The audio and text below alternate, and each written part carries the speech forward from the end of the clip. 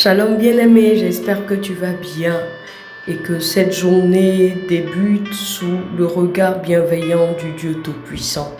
Nous ferons aujourd'hui la 9e proclamation de cette série de 22 tirée du psaume 119.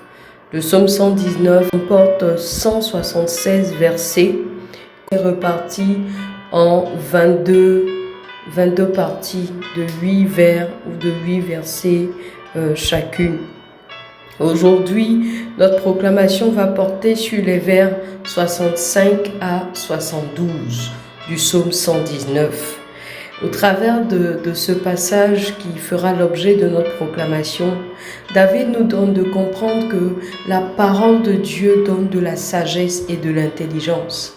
Souvent, il peut arriver que Dieu permette que nous soyons humiliés, Dieu permet que nous passions par une situation difficile, que nous soyons confrontés à certaines situations pour mettre en évidence le fait que nous sommes en train de nous égarer ou le fait que nous avons manqué de sagesse ou d'intelligence. Et dans ce passage, David rend grâce au Seigneur de ce qui lui a permis de connaître cette humiliation, d'être confronté à des situations qui ont mis en exergue le fait qu'il lui manque de la sagesse. David remercie Dieu et lui demande de venir lui donner de la sagesse, lui demande de venir lui enseigner sa parole pour qu'il puisse marcher avec intelligence, agir avec la sagesse que donne la parole de Dieu, que donne le Saint-Esprit. Et donc, au travers de cette proclamation, certainement tu vas te retrouver, tu as été confronté à une situation où tu t'es rendu compte que tu as manqué de sagesse, où Dieu a permis que tu sois en griffe, humilié, que tu commettes des erreurs justement pour t'enseigner sur le fait qu'il te faut absolument avoir sa sagesse et la sagesse du Seigneur qui n'est autre que celle contenue dans sa parole. Demande donc au Seigneur de venir te communiquer cette sagesse, de venir remplir ton cœur de sa parole, de ses préceptes, de ses principes, de ses valeurs, de ses instructions pour que tu saches comment te comporter dans la vie, comment te comporter en face des situations auxquelles tu seras confronté. Proclame donc avec moi la 9e partie du psaume 176 qui porte sur les vers 65 à 72. Dis au Seigneur, tu fais du bien à ton serviteur, ô Éternel, selon ta promesse. Si tu es une femme, évidemment tu le dis, tu fais du bien à ta servante, ô Éternel, selon ta promesse. Enseigne-moi le bon sens et l'intelligence. Bien-aimés, nous manquons souvent de bon sens, nous manquons souvent d'intelligence et nous agissons par moments comme des insensés et nous sommes pris de remords, de regrets. Nous commettons beaucoup d'erreurs, souvent par ignorance. Demandons que le Seigneur nous donne le bon sens. Proclamons encore le vers 66 qui dit « Seigneur, enseigne-moi le bon sens et l'intelligence, car je crois en tes commandements. » Est-ce que tu crois que la parole de Dieu est remplie de bon sens, peut te communiquer le bon sens et l'intelligence? Si tu le crois, alors dis-le encore avec moi.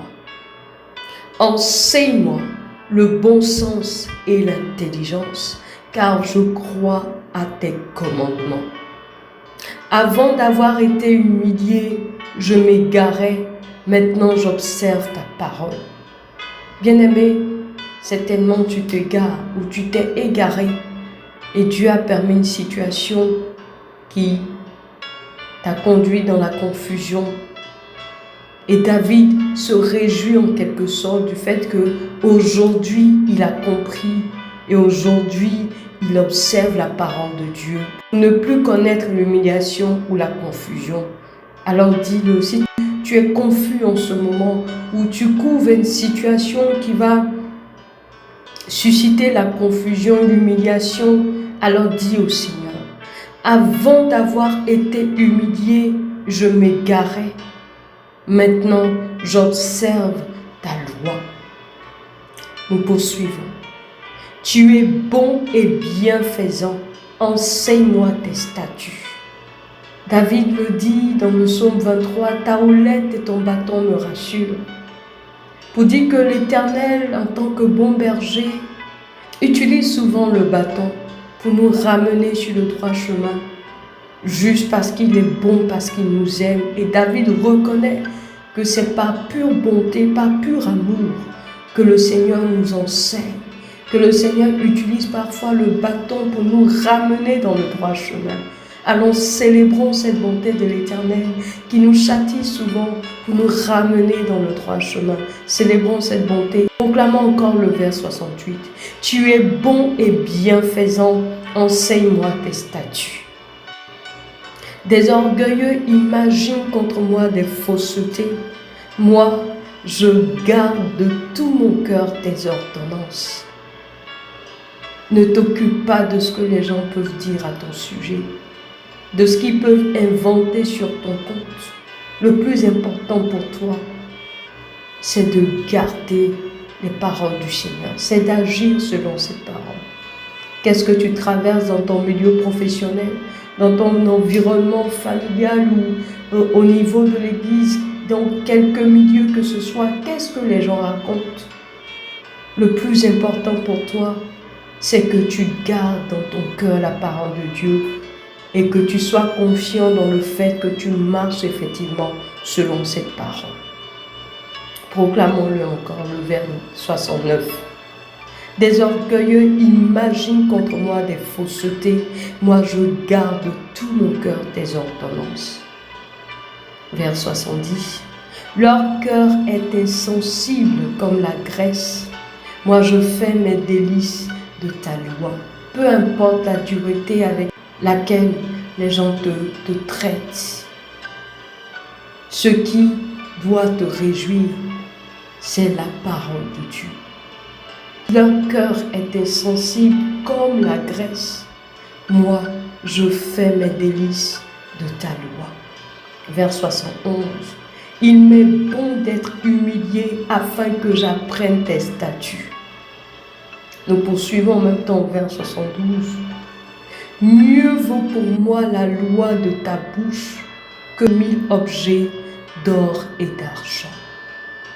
David, au travers de ces deux derniers vers, les vers 70 et 71, nous donne de comprendre que Dieu, dans son amour, nous ramène à lui, parfois en utilisant la manière forte. Mais il préfère encore cette manière forte. Il préfère encore cette dureté du Seigneur. Il préfère encore être humilié pour qu'il puisse comprendre, pour qu'il puisse être enseigné, que de pouvoir se réjouir, que de continuer sur sa voie, que de continuer dans le mauvais chemin, même si ce mauvais chemin était source de bénédiction apparente, était source de joie apparente. Il préfère revenir à l'Éternel, même si c'est par le bâton comme on le dit. Bien-aimé, médite encore ces vers 65 à 72 du psaume 119 et proclame-le pour dire à Dieu que tu veux revenir à lui. Certainement, tu t'es égaré ou le Seigneur veut t'interpeller pour te ramener. Peut-être que tu traverses une situation difficile, une maladie, quelque chose qui a été permis par le Seigneur, juste comme David, pour que tu reviennes à lui, juste pour t'enseigner le bon sens, l'intelligence et la sagesse. N'endurcis pas ton cœur, mais bien au contraire, reconnais ton tort, regarde là où tu es tombé, examine la chose et regarde. S'il t'a manqué du bon sens, s'il t'a manqué de la sagesse, répands-toi et laisse-toi enseigner, instruire par le Seigneur. Laisse le Seigneur maintenant te communiquer ce que tu dois faire. Et au travers de cette proclamation, dis à Dieu que tu es prêt ou que tu es prête à te laisser instruire par lui. Même s'il faut être humilié, ce n'est pas aisé. Même s'il faut te cogner la tête, mais tu veux qu'il t'enseigne et qu'il ne te laisse pas dans ton égarement.